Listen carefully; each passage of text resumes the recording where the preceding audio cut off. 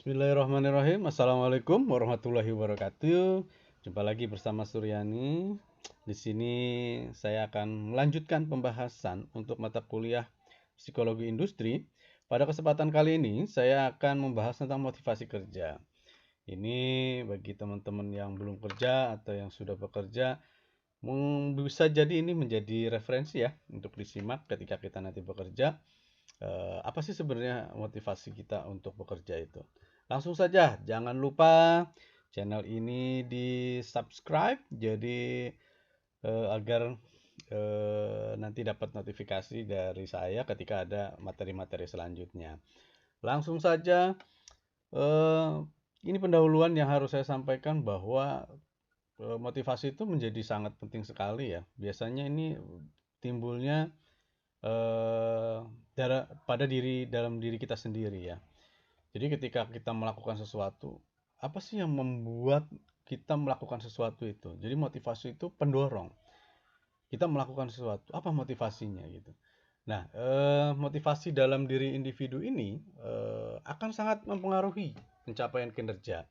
Jadi yang harus dilakukan ketika berada di dunia kerja pasti akan dinilai itu kinerjanya. Nah, kinerja ini pasti akan sangat dipengaruhi oleh motivasi dari si karyawannya. Nah, dan biasanya akan sangat terkait dengan produktivitas juga bagi organisasinya. Jadi saling keterkaitan.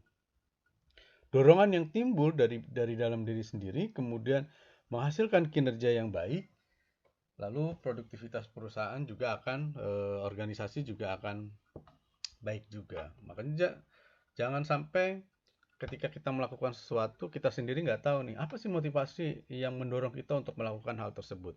Dalam hal ini adalah bekerja. Maka teman-teman harus punya, apa sih motivasi teman-teman bekerja gitu. Banyak pasti ya. Di sini saya akan jabarkan secara teoritis, nanti tinggal di compare saja dengan yang aktualnya di prakteknya. Bagaimana apakah sesuai gitu motivasi yang selama ini teman-teman punyai dengan teori-teori yang sudah dilakukan atau sudah dibukukan secara luas. Ini adalah beberapa teori-teori motivasi dari para pakar-pakar ya yang dari dulu. Ada yang namanya pertama kita punya David McClelland. Ini ada trichotomy of need theory. Nah, di dia ada tiga ya kebutuhan, teori kebutuhan, needs teorinya. Ini individu itu memperoleh sejumlah kebutuhan dari budaya masyarakat yang dipelajari melalui sesuatu yang mereka alami gitu. Khususnya pada awal masa kehidupan mereka. Jadi dorongan kita kerja misalkan ya kita memiliki sejumlah kebutuhan gitu. Kita tuh hidup pasti ada kebutuhan baik pangan, papan, sandang atau kebutuhan-kebutuhan lain yang memang itu menjadi budaya di masyarakatnya. Nah, inilah yang mendorong kita tuh harus bekerja gitu. Ada tiga ya di trichotomy of needs teorinya David McClelland. Ada N itu need power, need achievement, need affiliation. Jadi karyawan itu termotivasi ada beberapa kebutuhan. Orang bekerja, ya karyawan ini yang pertama ada karyawan yang termotivasi dari dia pengen kebutuhan itu berprestasi gitu. Achievement, kemudian dia bekerja itu karena afiliasi. Kemudian ada power kekuasaan. Jadi inilah menurut McClelland motivasi-motivasi karyawan orang-orang bekerja gitu. Saya tuh butuh berprestasi gitu. Saya butuh untuk berafiliasi atau kita tuh butuh juga kekuasaan.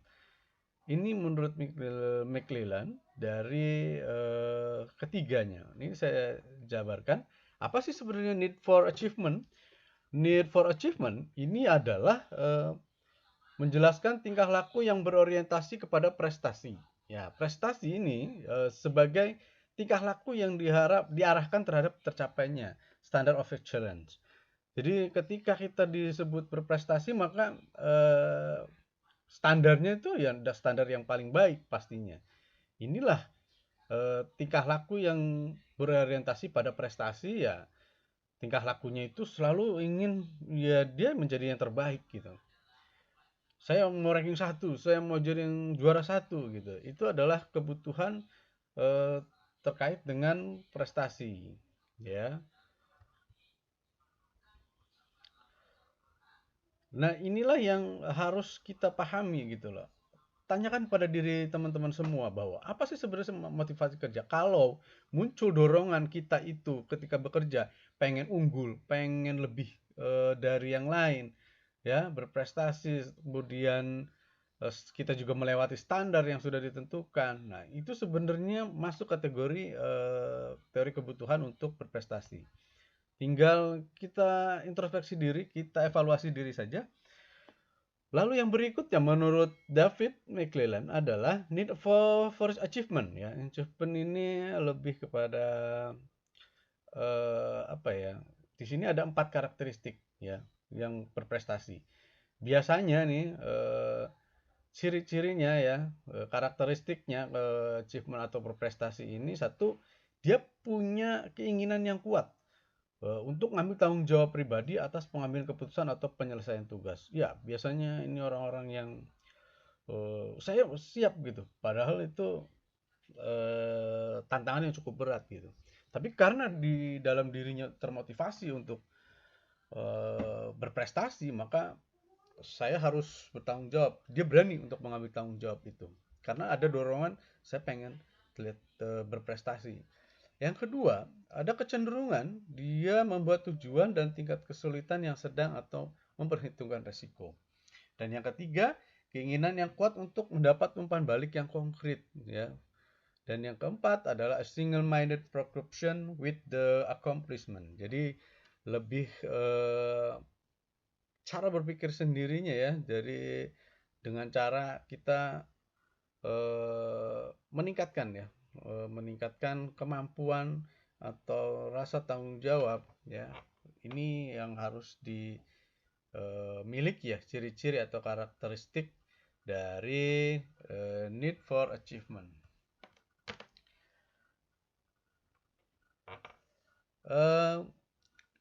Need for achievement juga akan terlihat kuat, ya, yang karyawan-karyawan yang atau pegawai-pegawai yang memiliki need for achievement yang kuat itu akan termotivasi oleh pekerjaan yang menantang, dan terlebih lagi mereka bisa memiliki kendali, dia mempunyai kendali terhadap sebuah pekerjaan. Sebaliknya, karyawan yang memiliki need achievement rendah, dia akan ya udahlah puas saja gitu. Bila pekerjaan yang mereka lakukan itu memiliki tantangan yang kecil, ya udahlah santai aja, ini mah kita kerjakan saja. Dan memiliki kemungkinan besar untuk sukses. Jadi ya keinginan untuk berprestasinya itu rendah gitu. Biasanya itu dia akan cepat puas gitu. Ya udah, yang penting selesai, yang penting udah menjalankan tugas. Ada juga need for affiliation.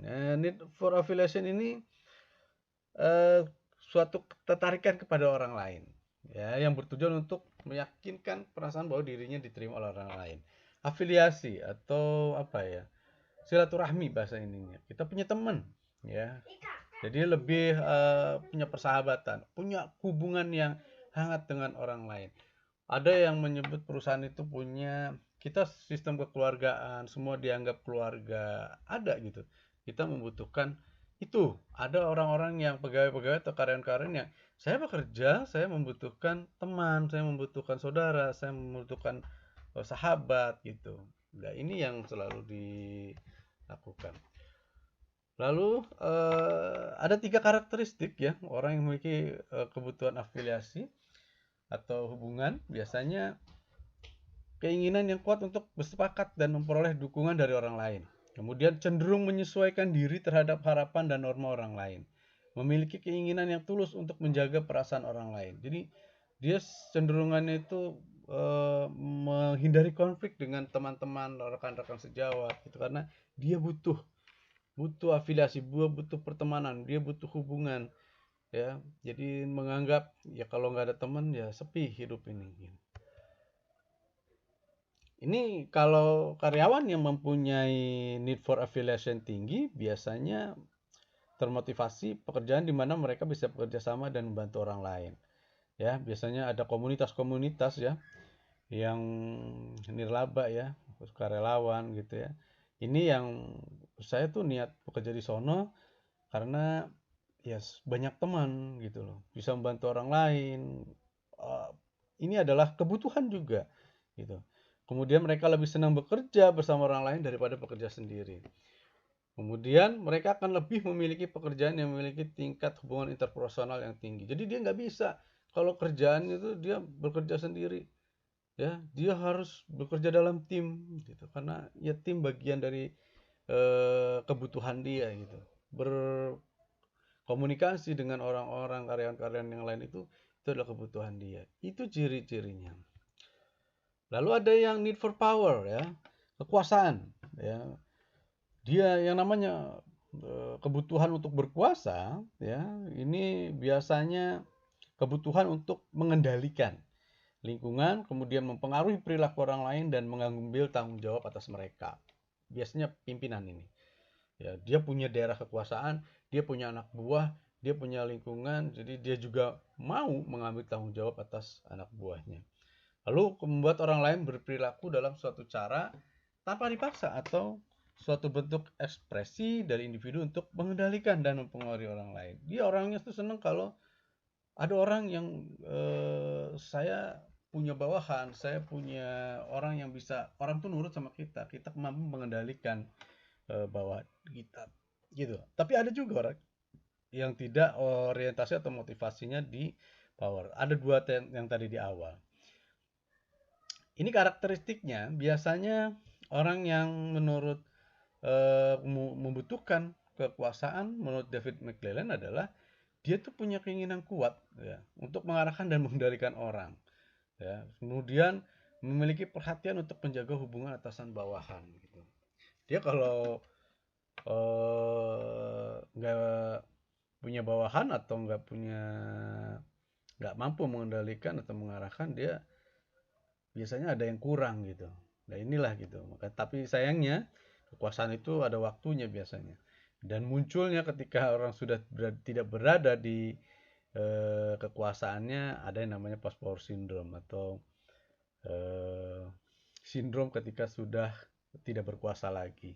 Orang yang biasanya dicium tanganin gitu ya, dihormatin gitu, dia mampu mengarahkan, mengendalikan orang lain. Ada satu saat di mana dia tidak lagi menjadi eh, penguasa, ya dia harus siap dengan konsekuensi itu. Dan ini pun ada orang-orang semacam ini. Ini adalah bagaimana kita mengetahui kebutuhan berkuasa and power ini tinggi. Biasanya motivasinya adalah keinginan untuk mempengaruhi orang lain ya. Kemudian cenderung menjadi yang superior, dia paling gitu ya. Memegang posisi supervisi dan dinilai orang lain memiliki kemampuan memimpin yang baik. Leadership ya. Seorang leadership dia pasti akan punya akan diminta gitu loh. Bahkan banyak orang-orang yang menilai ya ketika kita berada di lingkungan pekerjaan, kemudian memiliki kesetaraan yang sama, tapi di dalam satu level atau kesetaraan yang sama itu kita melihat ada kemampuan-kemampuan leadership, ada yang karyawan yang lain mengiyakan untuk dipimpin olehnya atau mengiyakan untuk saya disuruh oleh dia karena memang dia bagus gitu kalau dia berkuasa atau dia mampu untuk mempengaruhi orang lain. Nah, ini adalah teori-teori kebutuhan, teori hierarki kebutuhan, teori ERG. Ini konten-konten teoritis saja ya. Itu teori dua faktor. Ada yang tadi McClelland. Jadi tadi dijelaskan yang McClelland ya. Jadi konten teori ini sebenarnya mengasumsikan bahwa yang membangkitkan, mengarahkan, dan mempertahankan perilaku berada dalam individu. Lalu lebih menekankan pada pertanyaan apa yang menyebabkan seorang termotivasi. Lalu yang ketiga, memfokuskan pada upaya mengidentifikasi elemen internal dan menjelaskan bagaimana elemen ini menjadi prioritas dalam diri individu. Kalau tadi konten, ini adalah prosesnya ya. Tadi dilihat ya. Ini prosesnya, berusaha untuk menggambarkan bagaimana perilaku dibangkitkan, diarahkan, dan dipertahankan. Lebih berusaha mencari jawaban atas pertanyaan, mengapa seorang termotivasi? Mendasari proses psikologis tertentu yang mendasari perilaku. Nah, ini proses teori itu, kalau yang tadi itu sebatas sebagai konten teori, ya McClelland, terus teorinya hierarki kebutuhan, Maslow, ya. Ini teori-teori konten. Nah, sekarang prosesnya juga ada dari Fromm, ya. Kemudian teori harapan, model motivasi kerja dari Porter dan Lawler, equity theory dari Stacey Adams. Nah, ini prosesnya motivasi itu seperti apa. Langsung saja dibahas. Yang pertama ada teori harapan dari Victor Fromm, ya. Menurut Victor, ini motivasi itu akibat suatu hasil dari yang ingin dicapai oleh seorang. Dan perkiraan yang bersangkutan bahwa tindakannya akan mengarah pada hasil yang diinginkannya itu. Jadi dia punya harapan. Ketika kita melakukan sesuatu, kita pasti dapat apa yang kita harapkan itu. Ya, jadi apabila seorang sangat menginginkan sesuatu dan jalan tampaknya terbuka untuk memperolehnya, yang bersangkutan akan berupaya untuk mendapatkannya. Harapan, teori harapan. Ekspektasi teori, ya. Lalu ekspektasi teori juga atau teori harapan ini biasanya manusia itu meletakkan nilai pada sesuatu yang diharapkan dari hasil karyanya. Oleh karena itu ia mempunyai urutan kesenangan di antara sekian banyak hasil yang diharapkan. Kesenangan menjadi preference yang dia harapkan. Selain mempertimbangkan hasil yang dicapai, orang juga mempertimbangkan keyakinan bahwa yang dikerjakannya itu juga akan memberikan sumbangan terhadap pencapaian tujuan yang diharapkan. Jadi yang dia harapkan itu juga pasti akan memberikan kontribusi terhadap organisasi atau tempat kerjanya. Ini asumsi-asumsinya, ya.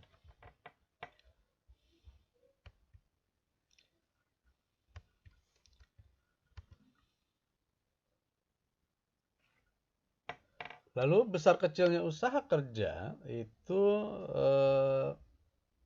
diperlihatkan oleh seorang. Dilihatnya dari bagaimana orang tersebut memandang kemungkinan keberhasilan dari tingkah lakunya itu dalam mencapai tujuan yang diinginkan. Jadi semakin tinggi harapan, pasti usaha kerjanya juga akan semakin tinggi itu. Kemudian individu membuat pilihan yang sadar dan rasional atas perilaku kerjanya. Jelas, ketika dia memiliki harapan untuk dicapai, maka dia harus memiliki pilihan secara rasional terhadap perilaku kerjanya. Dari minggu lalu perilaku kerja sudah dibahas, ya. Kemudian si karyawan juga harus secara rasional dia mampu mengevaluasi perilaku kerjanya, gitu kan. Lembur atau tidak, kemudian memilih perilaku mana yang mereka percayakan memberikan reward. Jadi harapan yang kita tuju itu ya tergantung dari apa yang kita keluarkan, gitu.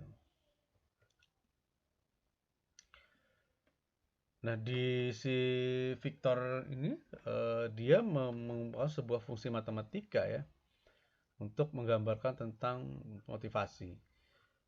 Force atau motivasi itu ekspektasi, kemudian harapan dikali dengan jumlah dari valence atau nilai dan dikali dengan instrumennya. Force itu ada sejumlah dorongan atau motivasi, ekspektasi itu harapannya, ya, yang dimiliki orang untuk melakukan sesuatu, ya. Kemudian valence itu nilai dari suatu hasil atau penghargaan bagi seorang. Kemudian instrumen itu kemungkinan yang akan dihasilkan oleh suatu perilaku. Ada rumusnya, ya. Udah ketahuan nanti, ya. Nah, kita bisa evaluasi, ya, teori harapan ini. Yang pertama, model dari teorinya Victor Fromm ini sulit untuk diuji. Kenapa? Satu, konsep tentang usaha dapat beragam pada satu atau sejumlah tugas. Jadi nggak bisa, ya, usahanya beragam, gitu kan. Kalau yang modelnya itu seragam, gitu. Teori ini tidak mengspesifikan hasil mana yang relevan dengan individu tertentu pada situasi tertentu. Ya betul, jadi tidak bisa kita mencocokkan atau menghususkan gitu ya. Hasil mana yang relevan dengan individu, sulit menentukannya. Kemudian asumsi teori ini, motivasi merupakan usaha yang sadar dan rasional, sehingga cenderung mengabaikan perilaku kebiasaan, habitual behavior. Ya, kemudian motivasi prasadar. Ada hal-hal yang dia tuh perilaku karyawan itu ada yang bukan hanya dipengaruhi harapan, tapi kebiasaan-kebiasaan yang sulit untuk dirubah itu biasanya akan muncul juga di perilaku itu. Jadi yang dinilai itu kan sadar dan rasional, tapi pada aktualnya manusia itu punya kebiasaan-kebiasaan yang di luar dari tujuan atau harapan yang perilaku dari yang sesuai dengan harapan. Lalu selanjutnya kalau tadi Victor, yang selanjutnya adalah teori motivasi Porter dan Lawler. Nah, ini sebenarnya perbaikan dari teorinya Fromm ya. Mereka sih setuju dengan pendapat Fromm bahwa usaha karyawan itu ditentukan oleh valensi atau nilai yang karyawan tempatkan pada hasil tertentu dan derajat kepercayaan bahwa usaha mereka akan mendapatkan reward gitu. Jadi setiap kita melakukan sesuatu, menurut Fromm, ya dia pasti akan mendapatkan reward gitu. Ya, tergantung usahanya baik atau buruk, kurang apa sedang, tinggi gitu. Nah, nanti rewardnya juga akan mengikuti. Nah, si Porter Lawler ini bahwa usaha dapat saja tidak diperlukan pada hasil dalam kinerja. Dia mengatakan seperti itu. Kenapa? Hubungan antara nilai dan ekspektasi di satu pihak dan usaha atau motivasi di pihak lain cenderung lebih kompleks daripada yang diajukan oleh Fromm. Betul, sangat luas ya tentang motivasi dan usaha ini. Sangat sulit untuk mengaitkan antara nilai dan ekspektasinya. Lalu upaya, kekuatan dari motivasi dan energi yang dikeluarkan itu juga tergantung nilai imbalan. Ya, orang kerja kalau imbalannya kecil ya upaya yang dilakukan pun kecil gitu ya. Kalau mengharapkan berdasarkan harapan gitu. Kemudian persepsi upaya dan probabilitas imbalan tersebut juga dipengaruhi oleh hasil dari penampilan yang sesungguhnya. Betul ya. Kemudian penampilan sesungguhnya juga dipengaruhi oleh upaya yang dilakukan, serta kemampuan dalam melaksanakan tugas serta persepsi tentang tugas. Ada yang dia melaksanakan tugas ini karena memang ya saya pengen dapat sesuatu gitu. Padahal baik buruknya kita nggak tahu. Kemudian keberhasilan penampilan juga dilihat dari imbalan intrinsik dan ekstrinsik. Jadi imbalan itu ada yang imbalan dari luar, ada yang imbalan dari dalam diri sendiri. Keberhasilan penampilan juga akan membentuk persepsi terhadap imbalan yang adil dan sepadan. Setelah imbalan dianggap seimbang, maka terciptalah kepuasan. Yang harus dilakukan adalah ketemu titik temu balance ya antara imbalan ya dengan usahanya gitu. Wah, saya usaha yang saya keluarkan udah maksimal nih. Saya berharap imbalannya juga maksimal. Berarti muncullah kepuasan. Nanti minggu depan kita bahas tentang kepuasan kerja ya.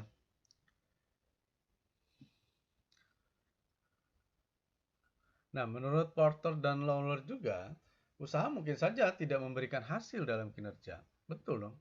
Nah, namanya usaha, tapi kalau di Fromm kan pasti gitu kan. Namanya udah usaha pasti akan ada reward gitu. Tapi menurut Porter, usaha mungkin saja tidak memberikan hasil dalam kinerja. Betul. Ya ini penyempurnaan ya. Bisa jadi usaha yang dia lakukan gagal. Ya pasti nggak dapat apa-apa dong. Kemudian biasanya apa sih penyebabnya gitu kan? Usaha mungkin saya tidak berhasil. Ada dua alasan. Yang pertama, individu dapat saja tidak memiliki kemampuan gitu untuk melakukan tugas dan pekerjaannya. Meskipun individu itu tersebut sangat termotivasi.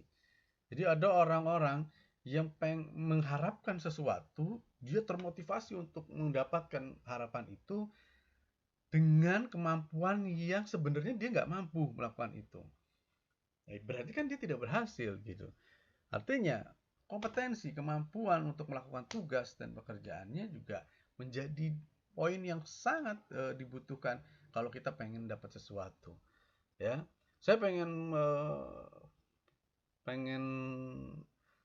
durian gitu ya, yang di atas pohon gitu kan, matang di pohonnya gitu ya, kita bisa ambil sendiri. Gimana caranya mendapatkan itu kalau kitanya sendiri nggak bisa naik ke sana gitu kan, atau kita tidak bisa ngikat gitu. Dan banyak hal contoh yang dia tuh pengen sesuatu tapi dia tidak memiliki kemampuan.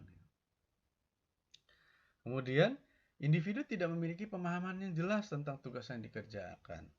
Pemahaman lagi. Meskipun memiliki motivasi yang tinggi, hasil dalam kinerja tidak akan tercapai kalau individu itu tidak mengetahui dengan jelas apa yang diharapkan atau apa yang harus dilakukan untuk mengerjakan tugas. Jadi nggak nyambung ya.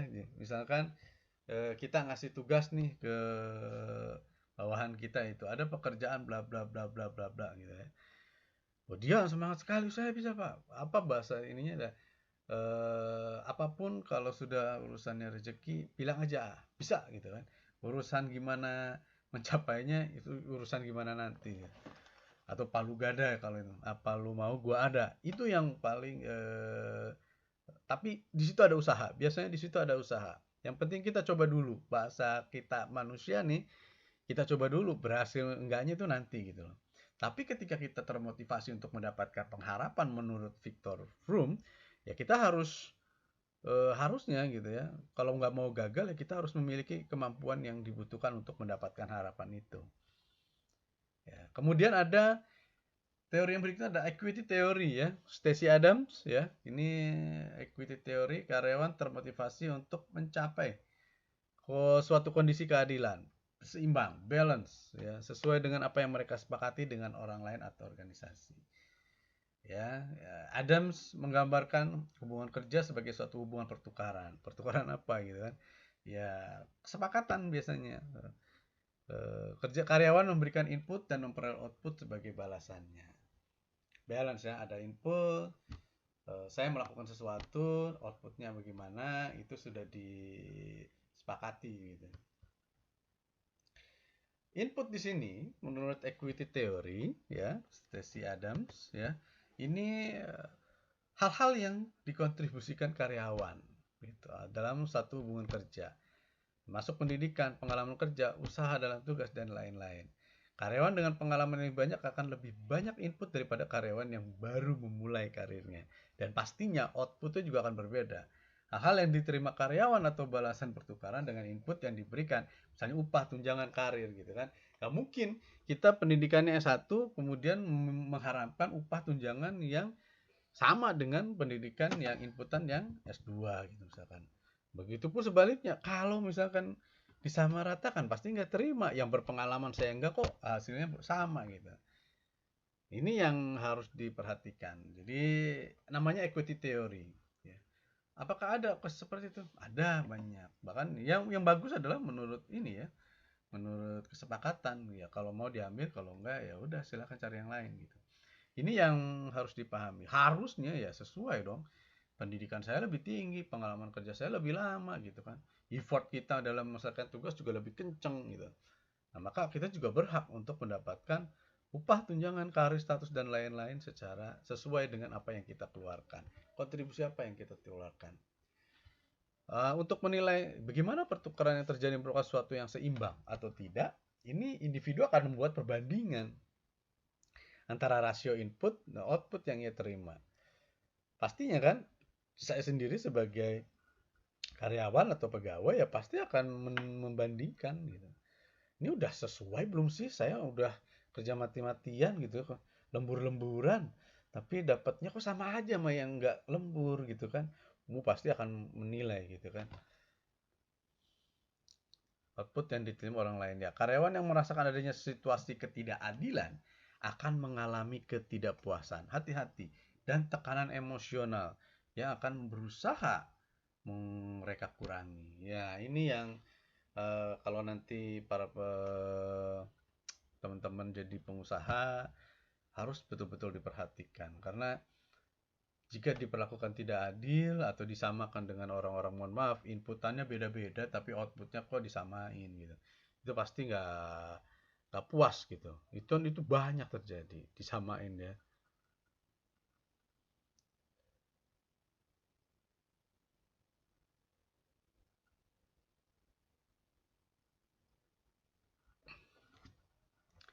Oke, kemudian strategi-strategi apa yang dilakukan individu untuk mengurangi ya, karena memang terjadi tekanan emosional dan rasa ketidakadilan itu ada gitu. Lalu strategi apa sebagai karyawan nih? Yang pertama, mengubah input. Pasti kalau udah nggak puas ya udahlah kita kurangi inputnya, samain dengan yang ini, wah sama-sama kok hasilnya gitu kan. Mengurangi usaha yang dilakukan. Atau, mohon maaf, biar seimbang ya ubah outputnya, minta kenaikan upah, minta dibedain dari ini, yang saya keluarkan banyak, kontribusi yang saya berikan itu cukup lebih dari teman saya misalkan, ya itu berhak. Nah, secara kognitif mengganti input atau output ya merasionalkan alasan tentang inequity gitu. Karena ketidakseimbangan, saya butuh keseimbangan. Teori equity itu mengatakan kita harus seimbang. Apa yang kita keluarkan ya kita harus apa yang didapatkan. Yang ketiga, yang selanjutnya adalah meninggalkan situasi. Ya, kalau memang sudah tidak bisa dirubah, ya pasti mohon maaf. Ketika disamain ya udah mendingan cabut, cow gitu kan. Cari yang lain gitu. Ke tempat yang memang menerapkan equity theory atau keseimbangan atau keadilan. Mengganti individu yang menjadi pembanding. Bisa jadi gitu. Disamain gitu ya. Biar inputannya itu sama semua sehingga nggak ada permasalahan nanti. Ada beberapa hal yang penting ya di equity theory itu. Yang pertama, kondisi yang mendasari perasaan-perasaan equity atau inequity, seimbang atau ketidakseimbangan, adil atau tidak adil. Sesuatu yang dipersepsi individu bukan kondisi yang objektif terjadi. Itu kondisinya ya bukan kondisi yang objektif terjadi berarti kan. Itu kan persepsinya masing-masing. Gitu.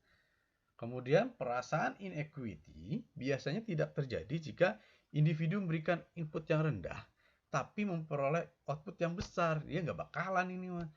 Ya, yang namanya ya siapa sih yang nggak mau gitu kan kita keluar 100 tapi dapatnya 1 juta gitu kan. Wah, itu bukan perasaan inequity atau ketidakseimbangan, malah justru perasaan yang berbunga-bunga gitu kan. Seneng banget pasti. Kemudian ambang kepekaan individu terhadap inequity lebih tinggi pada kondisi underpaid daripada kondisi overpaid. Ya, jadi setiap individu, setiap manusia, setiap pekerja pasti ketika terjadi ketidakseimbangan, maka eh, itu akan terjadi pada kondisi underpaid daripada kondisi overpaid. Overpaid ya tadi itu, ya nggak bakalan di bawa perasaan gitu yang udah lebih banyak kok gitu kan. Tapi kalau posisinya yang dikeluarkan itu lebih besar daripada yang dia dapatkan ya oh pasti marah, peka, tidak puas gitu. Nah, itu tadi motivasi. Sekarang sebenarnya apa motivasi kerja itu? Ya, motivasi kerja ini menunjuk pada kondisi di dalam dan di luar individu. Ya, ini yang menyebabkan adanya keragaman dalam intensitas, kualitas, arah, dan lamanya perilaku kerja. Yang pertama keragaman, ya, dihasilkan para pegawai disebabkan biasanya ya seragam, pengetahuannya sama, persepsi tentang pekerjaan dan motivasi yang dimiliki oleh pekerjaannya juga. Bila mutu kerja seorang pekerja tidak memuaskan, perlu dicari kepastian. Apakah itu disebabkan oleh kurangnya pengetahuan kerja, atau persepsinya yang kurang tepat, atau kurangnya motivasi, atau ketiga-tiganya. Ya, pengetahuan, persepsi, atau motivasinya. Nah, ada 3 teori berkenaan dengan motivasi kerja pegawai. 1 teori pengharapan, 2 teori keseimbangan, dan ketiga teori penentuan tujuan. Yang kita bahas langsung teori pengharapan. Ini teori pengharapan ini orang akan termotivasi untuk sama dengan yang tadi ya, yang pertama ya. Teori pengharapan ini orang akan termotivasi untuk bekerja dengan baik kalau ada insentif. Gitu. Besar kecilnya motivasi kerja tergantung nilai insentifnya. Itu pada masing-masing individu. Kalau insentifnya gede, wah saya termotivasi lebih kencang lagi, lebih giat lagi gitu, ekstra gitu. Ya, ada 3 konsep penting dalam teori pengharapan. Yang pertama nilai atau valensi. Setiap bentuk insentif punya nilai positif atau negatif bagi seseorang. Dan juga apakah nilai itu besar atau kecil bagi seseorang. Pastinya lah. Nilai kecil semakin termotivasi, nilai lebih rendah lagi Padahal kalau dibandingkan dengan tidak ada insentif gitu kan, lebih baik ya ada insentif walaupun kecil gitu. Kemudian yang kedua, instrumentalitas. Ini adanya hubungan antara pekerjaan yang harus dilakukan dengan harapan yang dimiliki gitu. Jadi eh, saya mengharapkan sesuatu gitu. Nah, jika pekerjaan ini dilihat bisa merupakan alat untuk mendapatkan apa yang diharapkan, tak timbullah motivasi kerja. Jadi jangan sampai pekerjaan yang dilakukan ini sebenarnya bukan alat untuk mendapatkan apa yang diharapkan. Ya nggak bakalan menimbulkan motivasi. Ya, ini lebih apa ya? Lebih lebih saklek lagi kalau di individu, ya. Ada kaitan gitu ya. Jangan sampai saya pengen makan enak gitu ya, tapi pekerjaannya lebih susah gitu. Ya, susah. Beda jalur ya. Motivasi itu muncul kalau apa yang kita kerjakan itu nantinya akan mendapatkan yang kita inginkan. Pengharapan yang ketiga, persepsi tentang besarnya kemungkinan keberhasilan mencapai tujuan atau hasil kerja. Nah, ini hubungan ketiga konsep tersebut, pengharapan, instrumental, dan valence ya. Nah, ini ya. Hasil kerja itu bisa merujuk pada persepsi di setiap ujungnya. Hasil kerja itu nanti akan mempengaruhi motivasi kerja, di mana hasil kerja itu biasanya muncul pertanyaan, dapatkah saya mencapai hasil kerja? Pertanyaannya itu harapan ya. Dapatkah saya ya kalau saya berharap iya, ya saya menghasilkan kerja ya dia akan terus ke instrumental. Tapi jika tidak ya udah motivasinya nggak ada. Terus apa hasil kerja menuju pengharapan? Apakah hasil kerja ini menuju ke penghargaan? Ada nilainya nggak? Ada harganya nggak ketika saya melakukan pekerjaan dan hasil kerjanya itu bisa menghasilkan sesuatu nggak buat saya? Kalau enggak, ya ngapain saya pusing-pusing? Ya motivasinya jadi nggak ada. Kemudian kalau iya, wah, apakah penghargaannya bernilai bagi saya? Ada orang yang diucapkan terima penghargaannya cuma terima kasih doang gitu kan. Ya kalau misalkan itu terjadi, ya nggak ada motivasi gitu kan. Ya cuma terima kasih doang gitu kan. Tapi kalau ini bernilai, nilainya itu bisa jadi insentif, bisa jadi bonus gitu kan. Wah pasti itu akan menghasilkan motivasi kerja yang lebih tinggi lagi gitu. Nah, insentif menjadi poin yang buat saya salah satu indikator ketika kita mau memotivasi orang. Yang pertama ada 3 jenis insentif. Yang pertama insentif material, ya penghargaan yang tangible ada gitu. Contohnya bantuan keuangan, tugas tambahan yang lebih sedikit gitu. Kemudian insentif solidaritas, penghargaan dari organisasi, penghimpunan dan anggota-anggotanya. Ya, contoh pengakuan atau pujian untuk kinerja, bantuan dan dukungan dari rekan kelompok atau sejawat. Nah, itu solidaritas. Insentif sesuai dengan tujuan organisasi, purposive insentif ya sesuai dengan tujuannya. Contoh, tugas yang perlu menggunakan pengetahuan dan keterampilan khusus. Cepat gitu kan. Kesempatan untuk menumbuhkan dan mengembangkan keprofesionalan ya disekolahin, ditrainingin, diikutin seminar gitu ya. Itu insentif-insentif. Tadi juga kita membahas equity theory. Di sini juga saya akan membahas di motivasi kerja equity theory. Orang cenderung akan membandingkan insentif atau reward yang diperolehnya dengan insentif yang diterima oleh orang lain yang mempunyai beban kerja serupa. Kalau besar insentif antara dua orang itu sama, maka akan muncul motivasi kerja. Tapi kalau bila lebih kecil maka timbul rasa kecewa. Pastinya akan mengurangi motivasinya. Nah, bila seorang menerima lebih banyak, maka dia akan termotivasi lebih kuat. Teori keseimbangan ini cenderung untuk selalu melihat rasio antara beban kerja dengan penghargaan yang diterima. Effort usahanya, gitu ya. Harus terima yang bagus juga. Bila seimbang antara keduanya, maka orang akan merasa puas, betul. Namun sebaliknya, tidak puas atau kecewa. Ya kalau udah kecewa, udah nggak puas ya udah motivasi juga akan melempem gitu, akan menurun gitu ya. Dan kekecewaan itu pasti akan menimbulkan ketegangan batin. Orang yang kecewa ya, tertekan batinnya, ya pastinya akan mengurangi dengan berbagai cara gitu, effortnya atau motivasinya. Contoh, mungkin mengatakan bahwa barangkali dia telah bekerja lebih keras dan hasilnya akan lebih baik dari saya. Jadi kayak mundur perlahan ya, mundur alon-alon. Udah silakanlah gitu. Karena ya udah buat apa?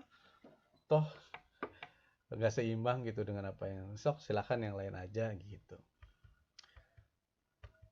Yang ketiga, teori penentuan tujuan. Orang termotivasi itu untuk mencapai tujuan yang jelas.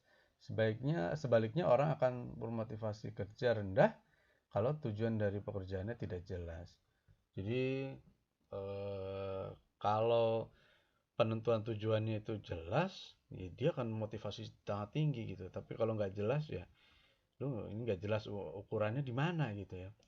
Mengapa berbagai permainan sangat memotivasi banyak orang untuk itu melakukannya? Karena tujuan harus dicapai jelas, kayak orang main game gitu ya. Atau main sepak bola gitu. Jelas kita harus mencetak gol, susah payah gitu kan. Berbagai trik, berbagai macam strategi gitu kan, sampai dengan 90 menit. Ada tujuannya, ada waktunya, jelas gitu yang ingin dicapai. Orang yang tugasnya jelas tujuannya dan lebih menantang, lebih menunjukkan motivasi kerja yang lebih besar daripada orang yang tujuannya gak jelas atau terlalu mudah untuk mencapainya. Motivasinya juga pasti kecil. Nanti-nanti juga bisa. Sejam juga gampang gitu. Makanya jelaskan dulu tujuannya dan lebih menantang tugasnya.